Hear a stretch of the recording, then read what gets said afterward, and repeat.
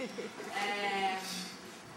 Alexandre, quando a gente começou a conversar sobre a participação dele, me disse que não queria falar propriamente, que ele preferia já um diálogo comigo e depois com o público.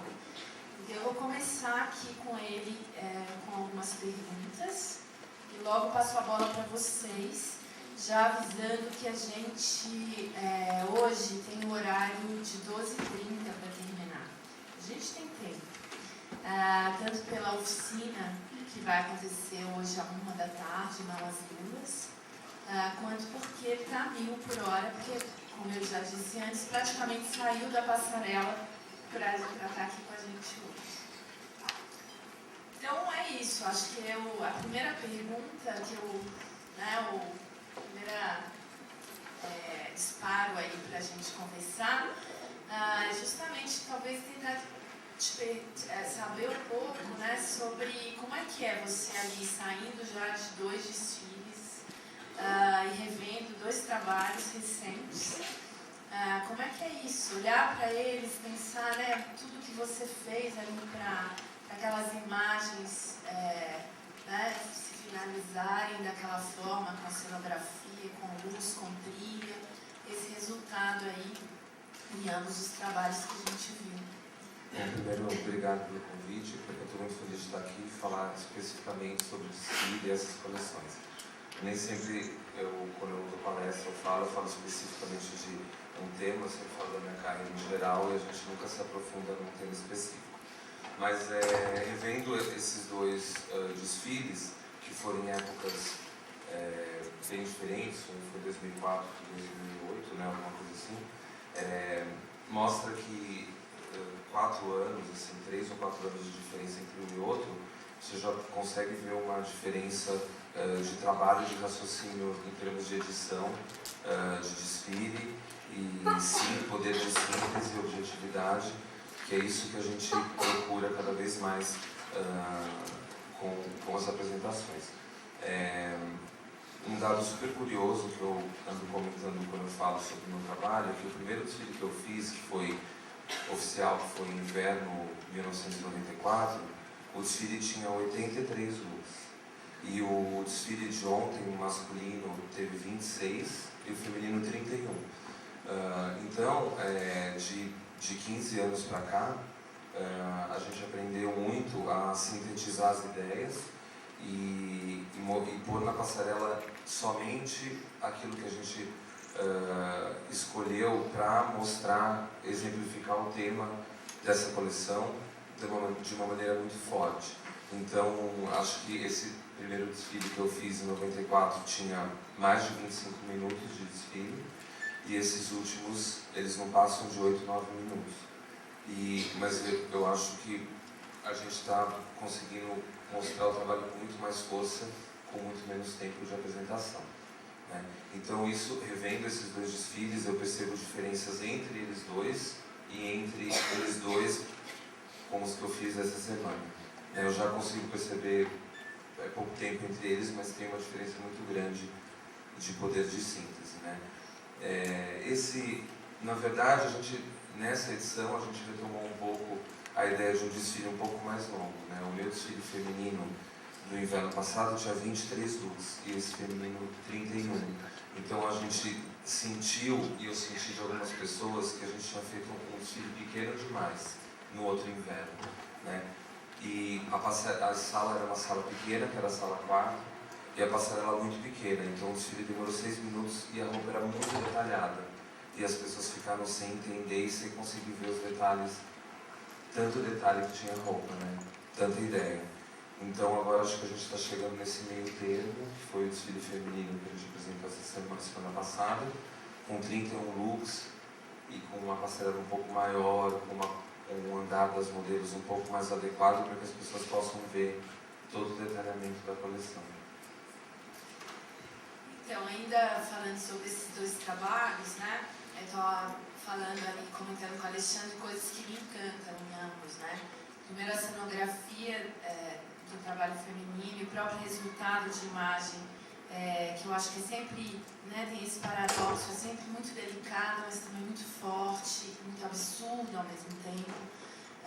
Então aquela cena final da Carol com o urso, quer dizer, tem todo um universo ali, meio lúdico, mas meio absurdo ao mesmo tempo.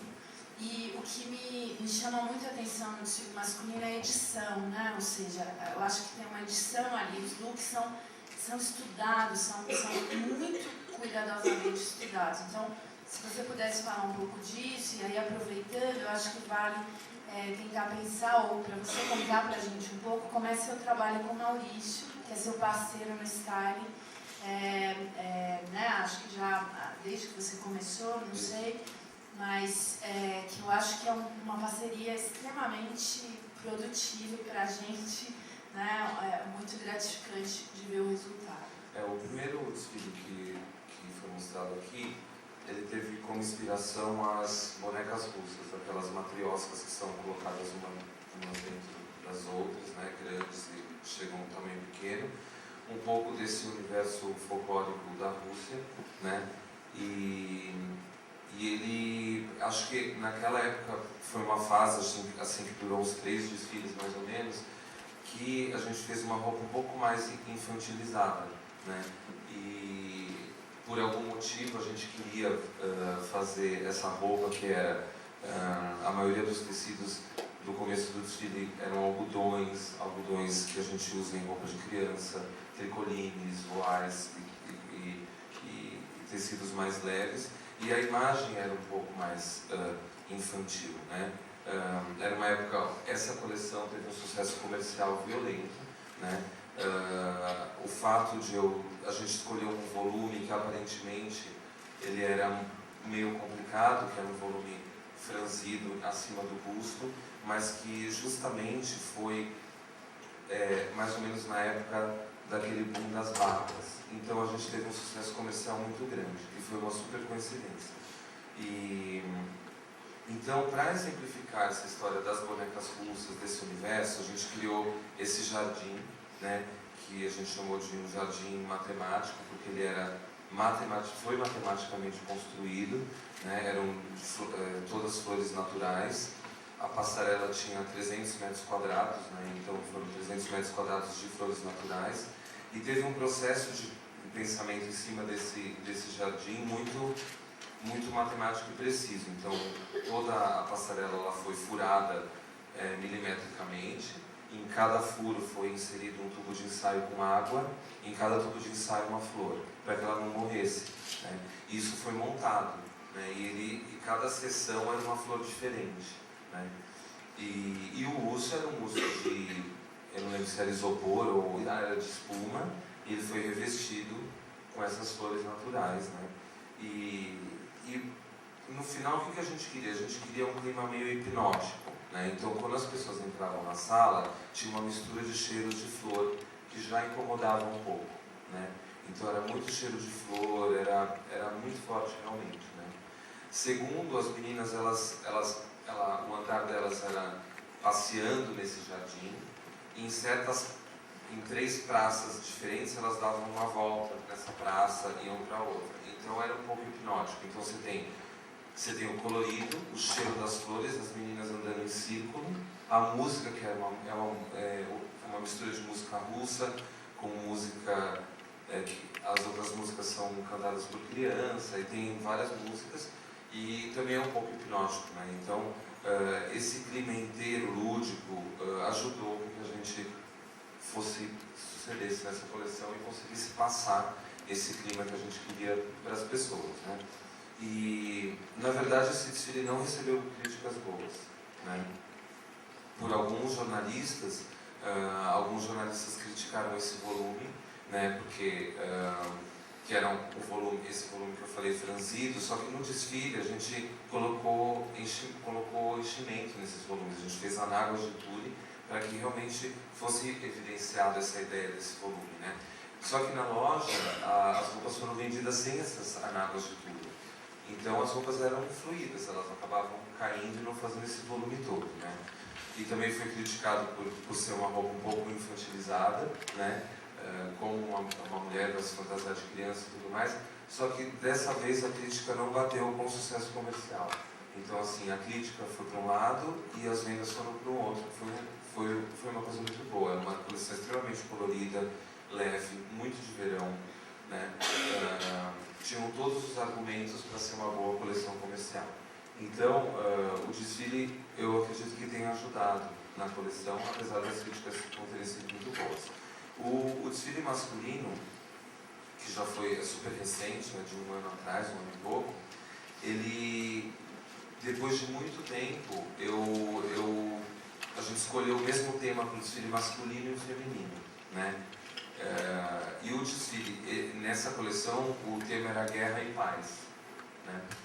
E o desfile masculino foi antes do feminino, e ele tinha essa passarela preta, e no fundo tinham 6 bandeiras pretas hasteadas a meio pau, como se fosse luto, né? E os meninos, a roupa dos meninos foi inspirada numa mistura de uniformes militares de países do Oriente Médio, um pouco do Oriente Índia, Paquistão, e era uma mistura de tudo, o colorido também era isso. A maquiagem era como se fosse queimadura de deserto, eles usavam todos o mesmo óculos, que era um óculos que foi feito artesanalmente com armação de bambu, então era um óculos de bambu, um Ray-Ban, feito um Ray-Ban de bambu. Os lenços também eram muito simbólicos, que eram lenços, amarrações de bandeiras de países, e de um lado a gente imprimiu uma bandeira de um país e atrás o país que guerreia com esse país, né? Então, sei lá, era Estados Unidos, Iraque, Israel, Líbano, coisas do gênero. E então tinha muitos símbolos por trás dessa edição em geral e da coleção. O desfile feminino, que foi dessa mesma coleção, já mostrava uma resposta a essa guerra que a gente não quer. E a passarela era idêntica, era branca, com as bandeiras brancas hasteadas inteiras, e eram também inspirados em uniformes, só que era uma mistura de uniformes militares tradicionais, da cor tradicional, junto com a leveza da lingerie e do romantismo. Então eram roupas que foram construídas ao mesmo tempo com estruturas extremamente com tecidos rígidos e que lembravam roupas militares, e elas iam se decupando até chegar numa lingerie ou numa camisola de babados, né? Pena que a gente não tem as imagens, mas depois vocês podem pesquisar. Falando do meu trabalho com o Maurício Yannis trabalha comigo desde 1993. Eu nunca tive outro consultor ou outro stylist, né? E o nosso trabalho vai além do styling, né? Porque o styling ele é feito algumas semanas antes do desfile, com aquela roupa que a equipe de estilo criou, e o stylist chega lá, escolhe o que é mais legal para pôr na passarela. E o trabalho do Maurício é um trabalho de consultor criativo. Ele trabalha o ano inteiro comigo como consultor, ele vai uma vez por semana lá na minha fábrica. Então, quando ele vai editar um desfile, ele já conhece a coleção, nada é surpresa para ele, né? E nesse meio do caminho, ele desenha roupas, ele já começa a imaginar como vai ser aquele desfile, ele pede algumas coisas que ele acha que vai ser importante para ele compor o look do desfile. Então, quando ele chega para fazer edição, não tem nenhuma surpresa, não tem nada que ele não saiba que vai ter, não tem falta de nada, né? Então é um trabalho um pouco mais completo que eu acredito que as grifes deveriam fazer, porque o resultado final é muito mais coerente, né? Se você tem esse consultor que trabalha o ano inteiro na sua empresa, palpitando sobre aquilo. E é muito importante esse trabalho do consultor, porque é um olhar de fora que chega para você. Quando você está envolvido com a sua coleção, você acredita que tudo que você está fazendo é 100% certo, é o melhor, e muitas vezes não é. Muitas vezes mesmo não é, né? Então você precisa desse olhar de fora que venha apontar principalmente as coisas que ele acredita que estejam fora do contexto, erradas ou incoerentes com o tema proposto, né? Então esse é um pouco o papel do Maurício, né? Ele vai lá, a gente mostra para ele tudo que a gente fez durante a semana, e ele fala, dê continuidade a isso daqui tá bom, não precisa mais continuar, que tal fazer isso, que tal fazer aquilo. E muitas vezes até o tema das coleções são propostos pelo Maurício, invariavelmente isso acontece, né? Então é um trabalho de stylist como na hora do desfile, porém é um trabalho de consultor criativo, que chega até a ser mais forte do que o trabalho em si de styling, porque ele participa do processo do evento inteiro. Então, e aí completando isso, né? E com a trilha, com outras pessoas que acabam compondo essa equipe do desfile, cujo resultado é muito mais, né, grandioso do que propriamente a coleção ali em si. Então tem todo esse... acho que tudo que é escolhido para acontecer na hora do desfile é extremamente importante. Não tem mais, a roupa não é mais importante que o casting, a música não é mais importante do que a cenografia, quer dizer, é uma coisa só, né? Então, existem outros profissionais que trabalham com a gente, porém sempre com a nossa direção. Eles executam aquilo que a gente imagina, né? E a gente tem colaboradores também, a gente não muda muito de colaboradores, a gente tem a mesma pessoa que faz trilha há muito tempo, a mesma pessoa que faz iluminação, que faz cenário. Eu acho muito importante você tentar manter essa equipe, porque eles já te conhecem, já sabem exatamente principalmente aquilo que você não vai gostar. Então fica muito mais fácil ter um resultado coerente com a coleção. Acho que a minha última pergunta, que deve estar todo mundo aí com vontade, né, de também saber um pouco mais. Na verdade, quando você fala, né, do tempo dos desfiles, eu acho que isso na primeira edição do Zigue Zague, a gente teve 7 dias de Zigue Zague. Cada dia mostrava um desfile, que eu chamei de desfiles incríveis, que é essa mostra que a gente está aqui hoje. E o trabalho do Alexandre, que estava aqui conosco, alguns de vocês estavam aqui na primeira edição, né? Foi um trabalho muito complexo, eu acho, em termos de styling, de criação, uma coleção que eu sugiro que vocês vejam no site dele, que a imprensa, na verdade, chamou de rococó tropical. Mas foi um trabalho que eles fizeram, as modelos eram sempre acompanhadas por músicos e cantores, né? Era tudo ao vivo e tudo isso ia se misturando numa grande polifonia de vozes, sons e imagens, né, o que gerou, assim, eu acho um resultado muito, muito interessante, riquíssimo. É maravilhoso esse trabalho. E eu acho, né, eu estou citando esse trabalho porque, de fato, ele também ele é mais longo, né, e era engraçado porque nesses desfiles eu também mostrei outros que era isso, tinha 25 minutos, especialmente no final dos anos 90. E o que a gente vê, não só nos eventos de moda, nas semanas, nos lançamentos, é todo esse processo mesmo de uma edição um pouco mais sintética dos trabalhos e também da descoberta ou da pesquisa de outros formatos para se apresentar um desfile ou um lançamento de coleção. Eu queria que você falasse um pouco como é que é essa história, né, de viver nesse modo contínuo, né, ou seja, de 6 em 6 meses você tem e ainda tentar o que você mesmo chamou hoje de amadurecimento, ou seja, por que você considera que sintetizar e editar melhor um trabalho é um amadurecimento nesse sentido? Acho que isso é uma resposta a própria evolução da moda, né? Porque hoje, se a gente tivesse uma semana com 10 desfiles apenas, eu acho que a gente poderia fazer desfiles mais longos. Mas eu acho que a cabeça de quem está vendo o desfile já está focada, já está meio automático, assim, eu consigo, depois de 10 minutos começa a ficar chato, eu não tenho mais, sabe, perde o interesse. Então acho que tudo contribuiu para que hoje os desfiles fossem mais sintéticos e mais rápidos, né? Hoje você assiste, acho que teve um dia nessa semana que tiveram 9 desfiles, que eu acho bastante, porém, quando eu participei da Semana de Moda de Paris, eu vivi uma experiência que eles tinham de 16 a 20 desfiles por dia. Então ninguém quase consegue ir a todos, é muito complicado. Então você tem que usar esses poucos minutos que aquelas pessoas estão olhando para aquela roupa que está entrando na passarela da forma mais forte possível. E se você começa a repetir muito as ideias, o foco passa da roupa para o problema de repetir a ideia.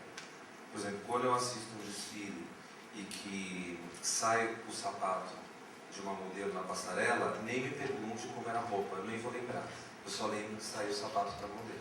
Se eu vou assistir um desfile que a música está muito alta, eu nem consigo te dizer como era a roupa, porque aquilo me perturbou tanto, né, que aquilo ocupou o meu cérebro com outras coisas e eu deixei de prestar atenção em outras. Então o momento do desfile é uma coisa muito precisa, né, onde a gente realmente tem que se concentrar em cada decisão que a gente toma do que pôr ali.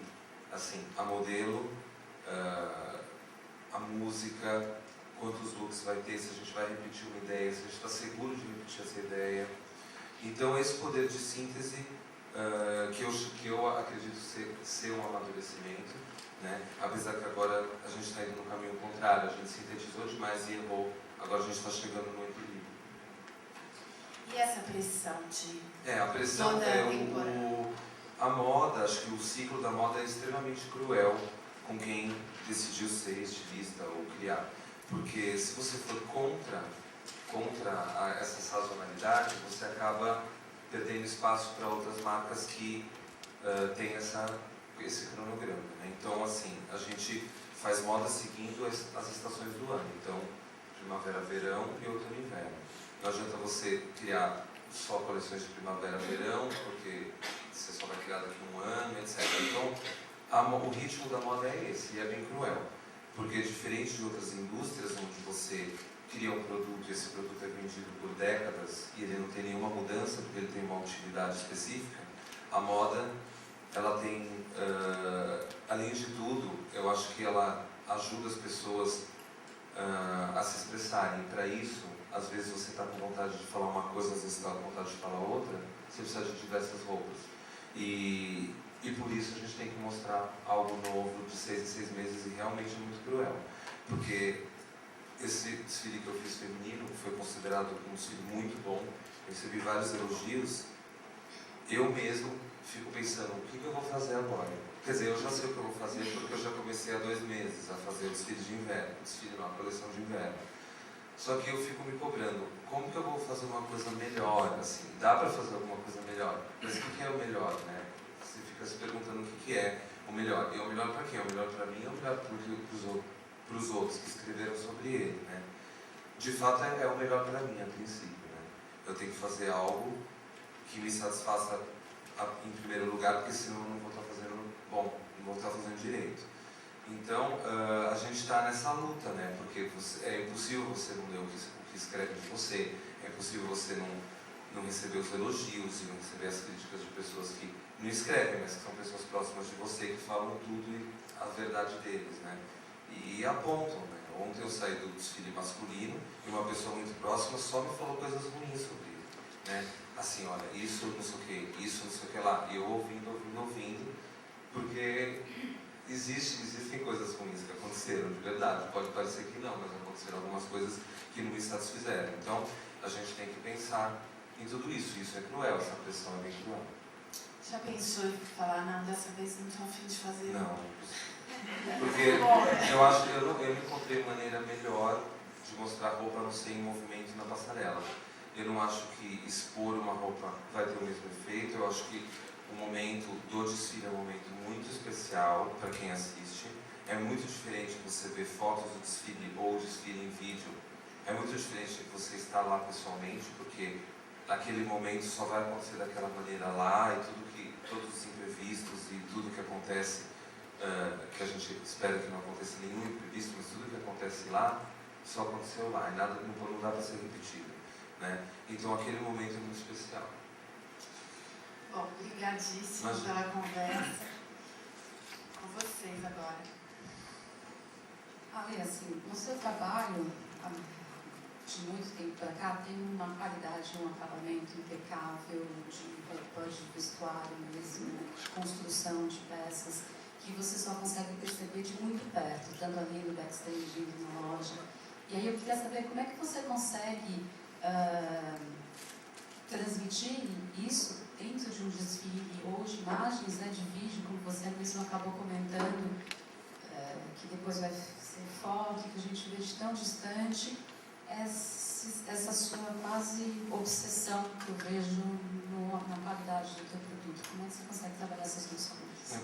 Primeiro, acho que o produto ter qualidade, qualquer produto que é lançado no mercado, ele tem que ser provado, testado e tem que ter qualidade. Eu acho que é obrigação de qualquer marca e qualquer estilista de ter uma roupa com qualidade. E não estou falando só qualidade da roupa, estou falando qualidade da apresentação, qualidade do tratamento, comprimento, todo tipo de qualidade, né? Então, de fato, o desfile ele é feito para um número reduzido de pessoas e nem todas as pessoas que assistem o desfile conseguem perceber essa qualidade, só quem tem um olho muito treinado, né? E essa percepção ela só se completa se as pessoas elas vão até a loja depois para conseguir ver de perto tanto detalhamento que existe numa roupa, né? Por exemplo, pelo menos na roupa que eu faço, que é uma roupa detalhada, na coleção anterior que eu citei, que foi de inverno de 2009, tinha algumas peças que eram compostas de sobreposições de peças. Então, era uma calça que parecia que tinha uma ou duas calças por baixo dela. E não era styling, aquilo era uma peça só. Só que as pessoas, elas só viam que era uma peça só, elas só viram que era uma peça só se quem foi na loja viu que na verdade era um cos de uma calça, um cos de uma outra e a barra de uma outra. Então isso aconteceu com diversas peças, né? E se você não vai no backstage antes ou depois, ou se você não vai na loja depois, você fica achando que aquilo era um styling, que era uma calça em cima da outra. E de fato não era. Então eu acho que o que eu fiz nessa estação, eu fiz uma coisa inédita, eu recebi a imprensa inteira antes do desfile, né? Normalmente antes do desfile eu não consigo falar com a imprensa porque ou eu estou resolvendo algum problema, ou estou um pouco tenso e eu posso não tratar de maneira adequada a imprensa. Só que dessa vez, por esses problemas de falta de entendimento do que eram, na verdade, as roupas na coleção passada, eu resolvi receber a imprensa antes do desfile e calmamente mostrar o que eu achava que eu tinha que mostrar sobre o que eles iam ver na passarela. E o resultado foi que, nas críticas, os jornalistas que entraram e viram a coleção antes, eles usaram aquilo que eu falei na crítica, para exemplificar para o seu público. E além disso, eu fiz um descritivo dos looks. Então, assim, as pessoas elas poderiam acompanhar no papel, look 1, modelo tal, vestindo tal vestido, em tal tecido, com tal acabamento, com tal sapato, com tal meia, com tal tudo. Então, se você... A informação ela se complementava com esse informativo que eu distribuí, pelo menos para as duas primeiras fileiras que eram a imprensa, né? Mas eu acho que quem quer estudar mais o estilista, o acabamento, etc., eu aconselho que vá até a loja, a qualquer loja de qualquer marca, que tem interesse e complemente a informação vendo a roupa de perto. Quando você estava falando da coleção do feminino, você falou muito do sucesso da crítica, da crítica que foi feita e do sucesso comercial. Agora você monta uma coleção, qual é o teu parâmetro que tem o maior peso? O sucesso de crítica ou o sucesso comercial propriamente de vendas? O de crítica não é, já te digo, né? Tem dois parâmetros. A gente pensa em muita coisa hoje quando a gente cria uma coleção, né? Eu vou estar mentindo para vocês se eu falar que eu crio uma coleção e não penso em quem vai comprar. Mentira, né? Porque o que eu tenho é um negócio, né? É o que eu sei fazer, é o que eu tenho para vender. Então, hoje, a crítica de fato, quando eu vou fazer um desfile, quando eu tomo uma decisão de não pôr uma coisa ou tirar uma coisa, etc., talvez 5% eu penso na crítica. Por exemplo, eu não vou pôr isso na passarela porque o jornalista com certeza vai dizer que eu copiei não sei o quê. Isso passa, mas é 5%, 10%. O restante é pensando, as decisões são pensadas, qual é a melhor maneira de dizer para o público o tema da coleção e o que é a marca. Então isso é o que norteia, né? E para criar uma coleção, a princípio, o que norteia a gente, a escolha do tema e tudo, todas as escolhas de uma coleção são feitas em cima daquilo que eu acredito, de um desafio que é posto para mim e para a equipe de estilo, sem esquecer o que é a marca, né? Então, se você puser uma roupa de cada coleção que eu fiz até hoje, uma do lado da outra, você vai enxergar a marca em todas essas roupas, de alguma maneira. Então, esse esse é o caminho principal. A gente não desenharia absolutamente nada que não tivesse a ver com o histórico da marca ou com o DNA da marca. Então esse é o primeiro foco. Bom dia. Você mostra suas coleções aqui no Brasil e também no exterior. Fala um pouco pra gente a sua percepção em termos de, assim, do comercialmente, aqui do Brasil, nós, e do pessoal lá fora. Como é que você percebe a aceitação, se gosta do negócio nosso e do pessoal lá fora? Comercialmente, assim, hoje qualquer marca que pretende vender fora do Brasil, ela não tem mais só as marcas brasileiras como concorrente, ela tem todas as marcas do mundo. Então, assim, se você quer vender em Nova York, se você quer vender em qualquer outra cidade que não seja cidades do Brasil, você concorre com o mundo. E quando você concorre com o mundo, você pode imaginar quantos concorrentes você tem, né? Se no Brasil você já tem muitos concorrentes, no mundo é uma loucura de concorrência. Então, assim, em termos comerciais, você tem que pensar que você vai concorrer com todo mundo e que você tem que conquistar esse espaço, tanto na mídia quanto dentro de uma loja, né? O espaço, assim, um comprador, ele pode comprar tantas marcas. Por que ele vai deixar de comprar uma marca para comprar a sua? Porque ele não pode, a cada estação, acumulando marcas, que ele vai precisar de uma loja gigantesca para acomodar tudo isso. Então, tudo isso a gente tem que pensar. A aceitação aqui no Brasil, eu acho que aqui no Brasil tem uma diferença fundamental, que as pessoas os jornalistas e o público acompanham o meu trabalho desde o começo da minha carreira, né? Bem antes, assim, no final dos anos 80 e começo dos anos 90. Então, quando eu ponho na passarela uma referência, por exemplo, de lingerie, alguns jornalistas lembram, ele pôs lingerie porque ele tem história, porque a mãe dele tinha uma fábrica de lingerie e as primeiras peças que ele construiu foram com materiais de lingerie.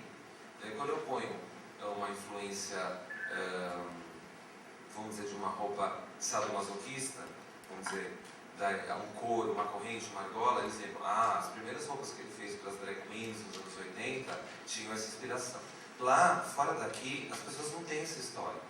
Então, às vezes eu faço algumas coisas que têm a ver com o meu histórico passado, que são noticiadas como algo banal, ou algo que não tem a ver com o meu histórico. Eles não conhecem o meu histórico tanto quanto o mercado brasileiro conhece, quanto o jornalista brasileiro ou quanto o consumidor brasileiro conhece, né? Essa é a principal diferença que eu sinto quando as pessoas vêm conversar comigo e perguntam, por que nesse desfile você fez renda, né? Lingerie, eu tenho que explicar que minha mãe tinha uma fábrica. Aqui no Brasil ninguém nem mais pergunta isso, eles já escrevem. Percebe-se a influência de lingerie que veio da fábrica da sua mãe. Então esse tipo de coisa eu ainda tenho que explicar muito lá fora, né, quando eu falo do meu desfile, né? Essa é uma das diferenças, eu podia citar milhares de diferenças, né? Mas essa é o que me incomoda mais. Só completando aqui, ele me disse que esse desfile, o feminino que a gente mostrou, foi repetido, ipsis literis, em Nova York, ou seja, todo o jardim também construído lá, né, toda a história totalmente repetida. Então a gente já combinou que no próximo zigue-zague ele deu essa ideia de a gente mostrar duas telas, o desfile aqui e o desfile fora, né? A gente fazer as duas para a gente ver a mesma coisa acontecendo e talvez seja bom até pensar repercussão num lugar e repercussão em outro em termos desse tipo de crítica. É legal, assim, quando a gente vai fazer um desfile, agora eu apresento minhas coleções em Nova York já há 4 anos, né? Essa coleção foi a primeira que eu desfilei lá.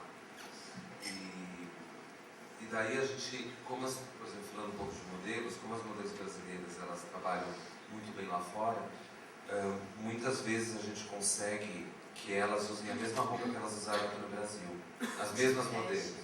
Então a gente tem um trabalho um pouco facilitado lá, porque a gente já provou, a roupa foi ajustada no corpo dessa modelo, né? E então tem algumas coisas que ajudam, outras que atrapalham, mas é legal a gente fazer esse exercício dos dois. Eu mesmo nunca vi os dois passando simultaneamente, né? E pouquíssima coisa mudada daqui para lá. Isso é interessante. Ok. Quando você vai construir a imagem de um desfile masculino ou de um desfile feminino, quais são os principais tópicos que são tão diferentes que você pensa? Entre um e outro? Entre um e outro na mesma estação, Então, se quiser comentar. Vale dizer também que desde 2001 eu tomei a decisão de separar o masculino do feminino. Até 2001 a gente desfilava junto. Era homem e mulher na passarela e a gente tinha um tema único para a coleção, que tinha roupa de homem e roupa de mulher. E desde 2001 a gente viu que o nosso público masculino crescia a cada estação e que já merecia ter coleções separadas, temas separados, tecidos separados, cartelas de cores separadas. Então hoje, desde então, a gente trata como se fossem duas marcas diferentes, por isso que a gente faz dois desfiles. Então, por exemplo, sei lá, no desfile dessa semana o feminino era inspirado em esportes coletivos, futebol americano e tudo, e o masculino é inspirado no guarda-roupa tradicional masculino, a roupa rigor masculino. E realmente não tem nada a ver um com o outro. E a gente quase não se apropria de um detalhe de um para o outro. Então, se você puser os dois ao mesmo tempo, eles são diferentes, né? Um tecido ou outro a gente usa por questões de compras de mínimos de tecidos, a gente acaba utilizando no masculino e feminino, mas são tecidos sempre muito básicos, né? Então, a gente, quando vai criar a imagem dos dois desfiles da mesma estação, a gente pensa no público e no tema, né? O que a gente quer dizer com um e com o outro, sem lembrar que um não tem que interferir no outro, nem tem que ter ligação com o outro, são coisas completamente diferentes. Deixa eu te perguntar, você teve alguma parceria com a Gap? Com a Gap, não. Tá. Por quê? É porque houve uma coleção sua que existiam camisetas que estavam tipo customizadas da Gap. Então, eu tenho uma linha dentro das linhas que tem a marca que chama Hershkovich Special Edition. Essa linha é uma linha completamente livre, onde a gente pode fazer o que a gente quiser, independente do tema da coleção, independente da cartela de cor, independente de tudo que esteja acontecendo nas lojas, né? Então, essa camiseta da Gap era parte dessa Special Edition. Eu comprei um lote num outlet nos Estados Unidos de 50 camisetas da Gap. E o que a gente fez? A gente cobriu tudo o que podia mostrar que era da Gap. Então a etiqueta era coberta por tecido, aqui tinha uma estampa escrito Gap, ela era coberta com outro tecido, era tudo coberto. Foi só uma ideia, mas não foi uma parceria com a Gap. A gente percebe nos seus desfiles, masculino e feminino agora separados, e a gente que está começando a estudar, desenvolver algumas coisas, a gente percebe que para o feminino a gente consegue brincar mais com cartela de cor, com volumes, enfim, tudo. Acho que não só o corpo feminino deixa que você brinque mais, mas as mulheres usam mais cores, se permitem usar mais volumes do que o masculino, mas eu percebo que, assim, o seu forte mesmo é o masculino, assim, eu vejo que explode o masculino, eu principalmente sou fã do masculino, e eu vejo que mesmo assim você inova, você usa tecidos diferentes, você tem a sua cartela de cor, que eu vejo que, assim, o preto, cinza, umas cores vermelho, eu percebo que você não tem, mas você inova bastante. Então, assim, o que você pensa, cada vez que você vai lançar essa coleção masculina, o que você pensa em detalhamento, o que você traz para inovar, para trazer coisas novas, para atrair esse público masculino cada vez mais, você disse que só aumenta.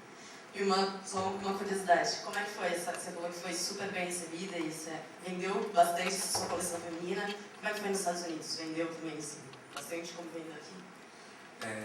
Primeiro, eu queria dizer que não é só você que gosta mais do masculino. Tem muitas pessoas que falam que gostam mais da minha coleção masculina.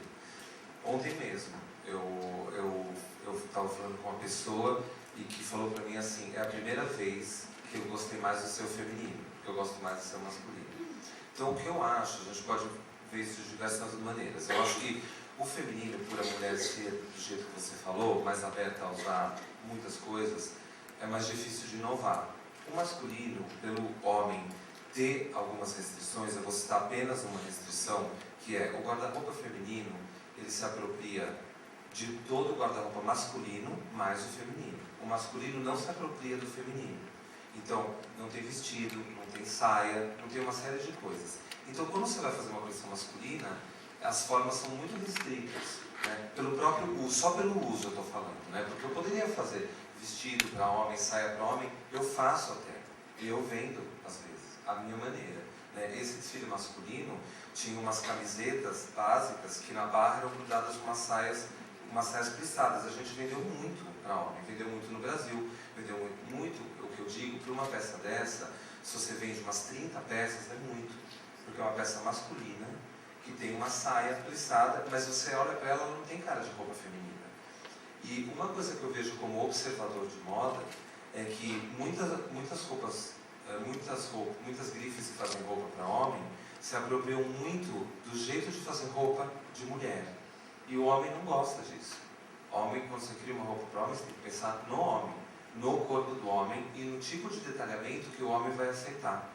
O tipo de detalhamento de roupa que a mulher aceita é completamente diferente da masculina. Então, por isso talvez eu seja bem sucedido na roupa de homem, porque eu penso no homem, eu não penso numa roupa de homem com detalhe da roupa de mulher ou etc. E eu tenho, muitas pessoas acham que o meu público masculino a maioria é um público gay, mas não é. Eu tenho um público hétero, masculino muito grande, que consomem a minha alfaiataria, a minha camisaria, o meu jeans, os meus acessórios, né? Isso é super importante, porque é a visão que as pessoas têm, essa roupa é muito legal, muitos gays devem comprar. Eu não separo gay de não gay, de negro, de branco, homens compram e mulheres compram. Mas se você for fazer essa separação, a minha roupa masculina agrada a qualquer tipo de homem que tenha qualquer preferência. Né? A gente não pensa em preferências quando a gente cria uma roupa para homem ou roupa para mulher. Né? Então, realmente, o que faz a gente, talvez, ser bem sucedido e despertar em pessoas como você o gosto maior pela moda masculina, eu acho que, primeiro, o fato de o masculino tem mais espaço para inovar, porque o feminino já está saturado de inovação, e segundo, que a gente pensa em homem mesmo e nas pequenas e sutis inovações e detalhes que a gente pode fazer na roupa masculina, que não tem mais para onde ir. Assim, não adianta fazer um blazer de 3 braços, uma calça de 3 pernas, não passou disso, não tem mais o que, não tem mais o que experimentar nesse sentido formal, né? A gente tem como experimentar nas mudanças, nas combinações diferentes de tecidos, isso a gente faz bastante, de maneira muito intensa. Esse limite de detalhamento tem agradado e tem conquistado mais homens para comprar minha roupa. Primeiro, parabenizá-lo pela síntese, esse panorama sintético que está sendo colocado aí. Mas o que me chamou a atenção na sua fala foi o momento que você comentou sobre um dilema, ou para quem, né? Ou para o mercado, ou para a crítica. Né? E uma vez que eu tenho visto o seu nome relacionado a algumas ações sociais, gostaria de saber, fiquei curioso para saber se você estabelece alguma relação entre moda e cidadania. Olha, sinceramente, já vou até te responder outras coisas. A minha empresa ainda não está preparada para pensar ecologicamente, por exemplo, porque isso tem que ter uma revolução. Depois eu chego no que você perguntou, mas eu já estou contando de tudo, né? Eu acho que a gente não tem esses projetos ainda, né? Hoje existe a minha empresa, ela não pertence somente a mim, eu tenho sócios. Eu tenho apenas 30% dela, os 70% restantes pertencem a um grupo chamado InBrands. Existe uma comissão dentro desse grupo que vai pensar as questões cidadania, ecologia, sustentabilidade de uma maneira geral para o grupo. Então isso é uma coisa que vai acontecer em breve e que se todas as empresas não tiverem essas coisas bem bem, vamos dizer, pensadas e de uma forma muito intrínseca em tudo que a gente faz lá dentro, nenhuma empresa vai sobreviver, porque isso vai ser cobrado cada vez mais, né? Então, assim, o que a gente faz é muito embrionário, não é nada muito profundo, e te digo que a gente está se preparando para realmente entrar numa nova fase onde tudo isso vai ser pensado. Oi, Alexandre. Eu gostaria de saber se a matéria-prima que você utiliza nas coleções são 100% nacionais ou se você traz materiais de fora. Não são 100% nacionais. Eu trago de fora somente aquilo que o Brasil não consegue produzir. Se ele produzisse tudo, eu não precisaria comprar fora. Já aconteceu de você ter escolhido um tema, você, né, um grupo, você ter que se adaptar a ele? Como? Assim, foi escolhido um tema e você não gostou muito. Eu particularmente. Isso, você. Aí, pelas suas características, pela característica da marca, você ter que se adaptar a ele ou isso não acontece? Vou te explicar como funciona, talvez eu te responda. Quando a gente escolhe um tema, a gente faz a nossa visão do tema. Então há uma adaptação, porque a gente não está fazendo, por exemplo, quando a gente se inspira no folclore russo, nas bonecas, a gente não está reproduzindo uma roupa russa folclórica. A gente está se inspirando e trazendo um pouco dessa inspiração para a roupa que vai ser usada e consumida agora neste país, a princípio, né? Então, sempre acontecem adaptações, sempre. Eu queria saber por que você escolheu o Japão como lugar para a sua loja no exterior e se tem uma diferença entre o consumidor de lá e o consumidor daqui. Eu lembrei do resto da sua pergunta, desculpa, agora eu lembrei dessas coisas, fiquei no ar. Aquela coleção que foi boa comercialmente aqui, foi lá também. Da mesma maneira, foi entendida em geral muito bem, comercialmente. Na verdade, não foi assim, eu fui escolhido, né, na verdade. Eu sempre trabalhei com uma empresa japonesa que importava as minhas roupas para vender nas lojas multimarcas que eles têm no Japão. E depois de trabalhar, eles venderem minha roupa por vários anos, eles me fizeram a proposta de abrir uma franquia porque eles achavam que eu já tinha público suficiente para ter uma loja própria. E eu aceitei. Então a loja completou 2 anos agora em março, né? E o consumidor japonês, ele tem uma característica muito diferente daqui, por algumas razões.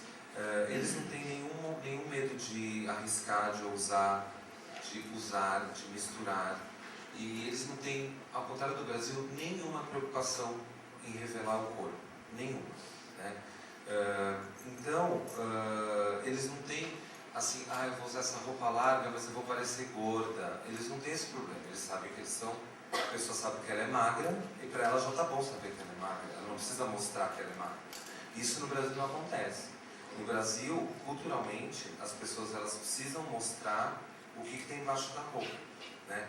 Então, aqui é um jogo de revelar e não revelar o corpo. Lá não. Lá, quanto mais pano, mais esquisito, não sei o que, é melhor, né? E isso é verdade, isso faz parte da cultura deles, né? Eu acho que pela vestimenta tradicional deles, que é isso que eu ia falar, que é o kimono é um pedaço de tecido super bem estudado, não todos eles sendo kimono, mas eu estou exagerando no que ele é. São vários retângulos, o mangue é um retângulo, o corpo é um retângulo, o obi é um retângulo, eles se embrulham, se embrulharam a vida inteira naquilo, e é aquilo que eles têm na cabeça, né? A gente não. A gente tem na cabeça, que imagem que a gente tem na cabeça?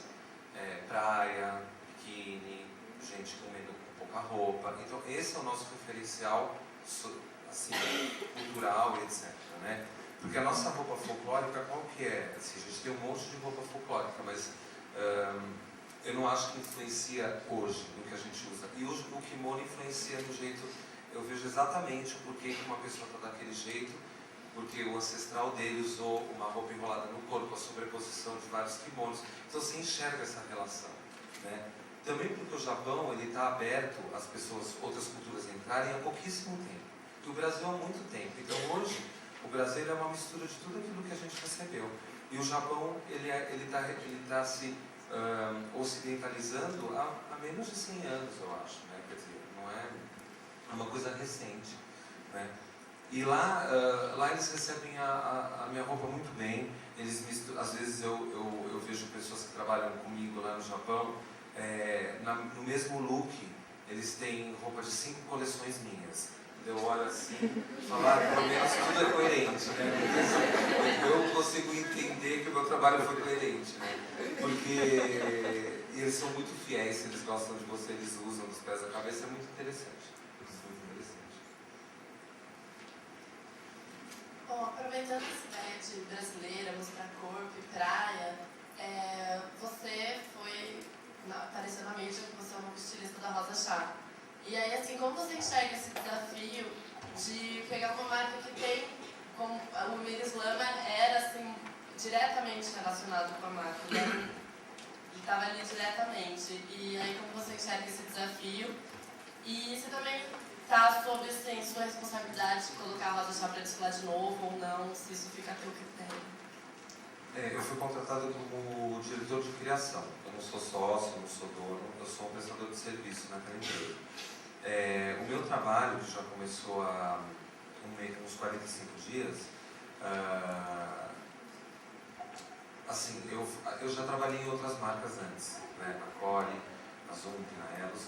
E esse trabalho que eu faço de ser diretor de criação de outras marcas, em nenhum momento eu esqueço do histórico da marca, do consumidor da marca, do DNA da marca.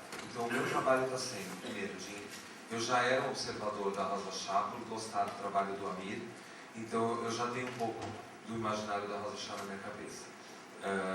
Então o meu trabalho está sendo de conhecer mais profundamente o que foi feito até então e propor o que seria a Rosa Chá vista por mim. Né? O que mais você perguntou? Sobre desfile. Se eu tenho... Na verdade, eu sou consultado do que eles quiserem. Né? Então, se eles querem me... eu quero ter uma reunião sobre se a gente vai ou não fazer o desfile, eu vou e dou uma opinião. Então, provavelmente a gente a Rosa Chá vai voltar a desfilar, né? Porque eu acho que, como eu já falei, a minha opinião e que eu já dei para os donos da Rosa Chá, é que não existe melhor maneira de mostrar roupa senão no corpo vestido em movimento. Mais alguma questão? Tem uma ali, então depois vem para a Mariana e aí a gente vai encerrar a coletiva, né? A coletiva terminar ali. Tá bom. Bom, eu gosto bastante das críticas negativas. Eu queria saber como que Quem é? Onde você está? Eu queria saber como você lida. Depende do gosto, eu dou uma resposta. Eu queria saber como você lida com as críticas negativas, porque nem tudo que a imprensa escreve é verdade. E você sabendo que o consumidor depois vai ler aquilo. Eu queria saber como que é isso para você. Então, cada veículo confiou numa pessoa para escrever. Eu não escolhi o veículo que escolheu. Aquela opinião é uma opinião, ou a opinião dele, da pessoa, mais os assistentes do lado, etc, etc. Cada um trabalha de um jeito. Eu não tenho nenhum problema com crítica nem positiva nem negativa. Eu tenho problema quando alguém escreve, por exemplo, né? Às vezes, uma vez eu fiz um vestido que era inteiro recortado de pedaços de tecido, demorou uns 15 dias para fazer, o jornalista escreveu que era estampado. Esse tipo de coisa eu tenho problema. Por isso que eu fiz um descritivo dos looks, para a pessoa não...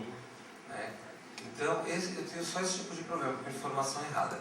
Crítica negativa, crítica positiva, eu leio, acaba não me influenciando, porque eu estou seguro do que eu estou fazendo, porque eu acredito no que eu estou fazendo.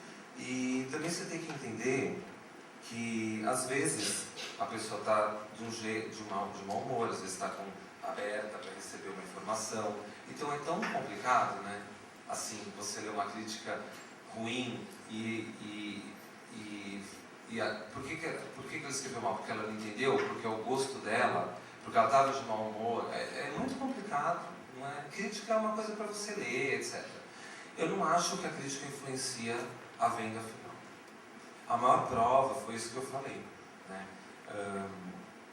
Para ser um pouco mais preciso no que eu falei a respeito dessa coleção feminina, a Glória Calil, ela escreveu que a roupa era infantiloide e que os volumes, quem ia usar esses volumes? E a coleção foi muito bem sucedida comercialmente. Então não tem muita conexão, né? E daí, você achar que o consumidor final vai ler é muito longe, eu acho.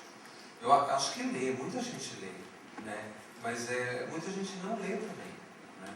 E consome do mesmo jeito, acaba consumindo do mesmo jeito. Eu não falo nem da minha marca, que é uma marca pequena, mas você imagina se uma Fora, uma Elo se preocupasse com a crítica. Eles têm 900 pontos de venda no Brasil. Você imagina se todo consumidor que entra na loja fosse ler a crítica e fosse se abalar com a crítica e deixar de consumir? Isso não acontece.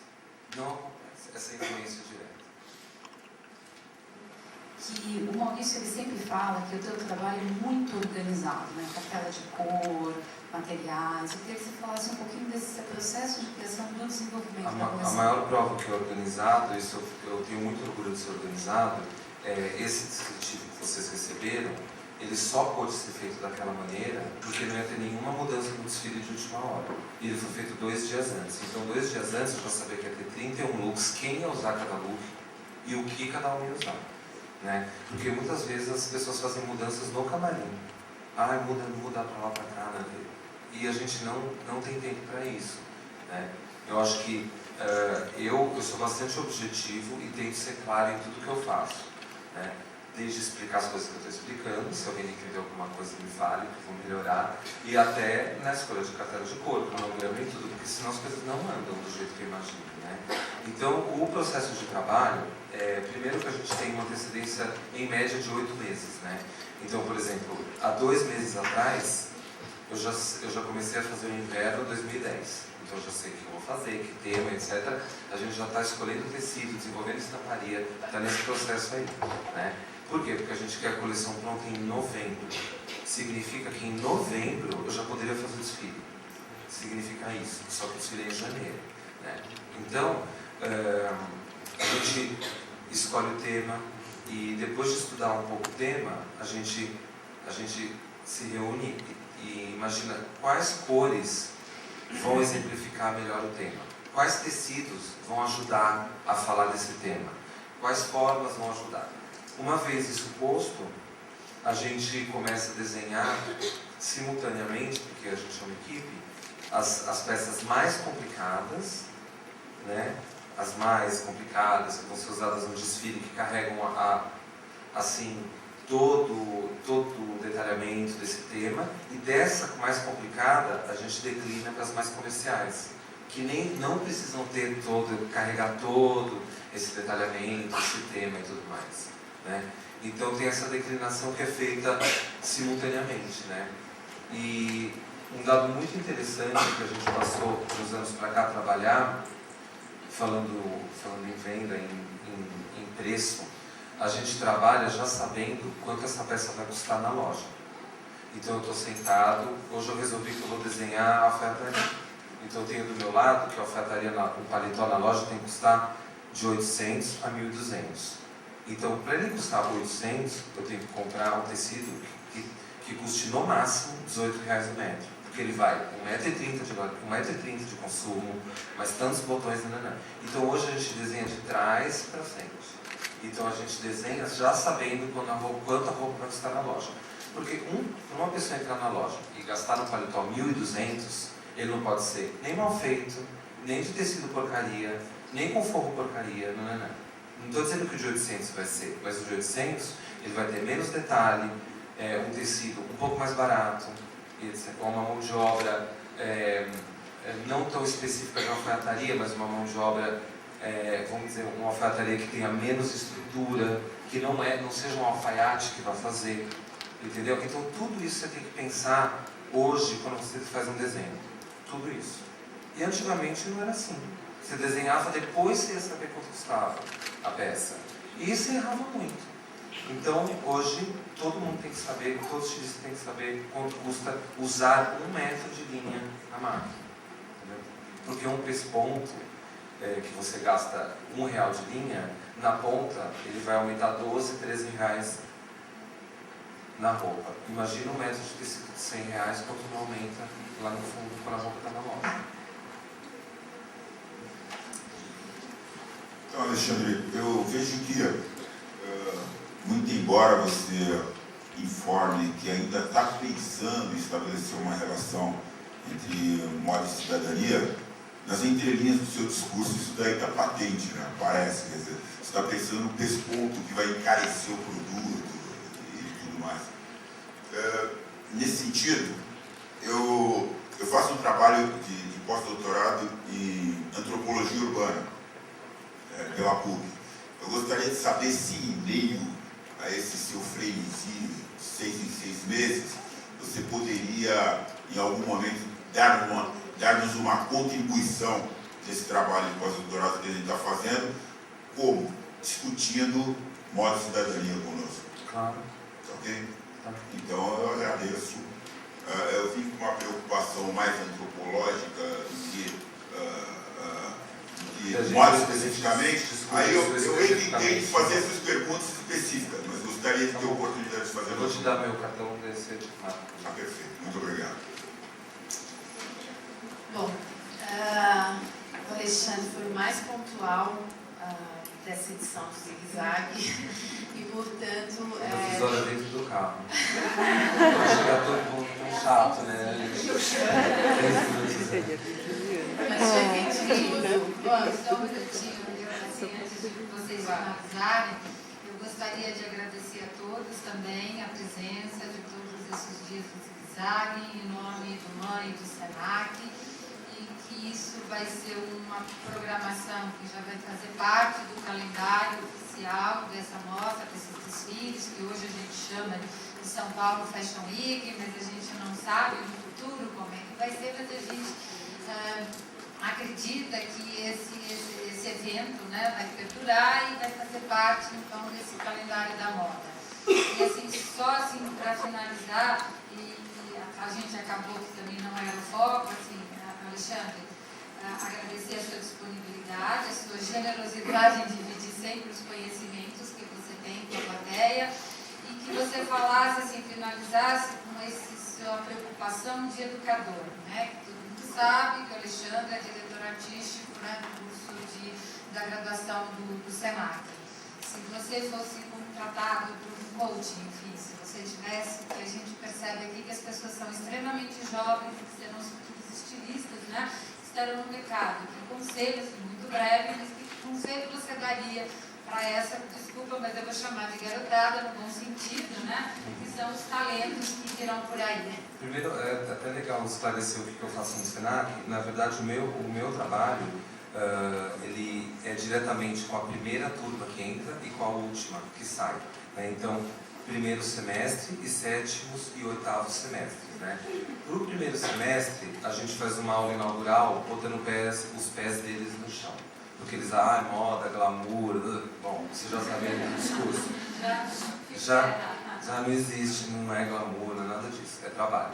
E para os 2 últimos que eles estão preparando o trabalho de conclusão de curso, a gente faz um acompanhamento que, em maneira nenhuma, não é mudado uma vírgula do trabalho deles, é só a gente, eu mais alguns professores, a gente detecta em cada aluno que vai se formar o que eles estão apresentando de melhor e mostra o caminho. Isso é o que você está fazendo, de tudo que você apresentou, você está fazendo melhor. Vai por esse caminho.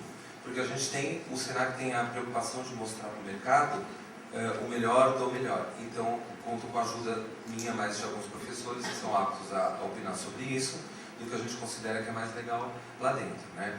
E, além disso, a gente faz vários trabalhos de atualização com os professores, com os alunos, para mostrar um pouco o que todo mundo vai encarar quando sair da faculdade.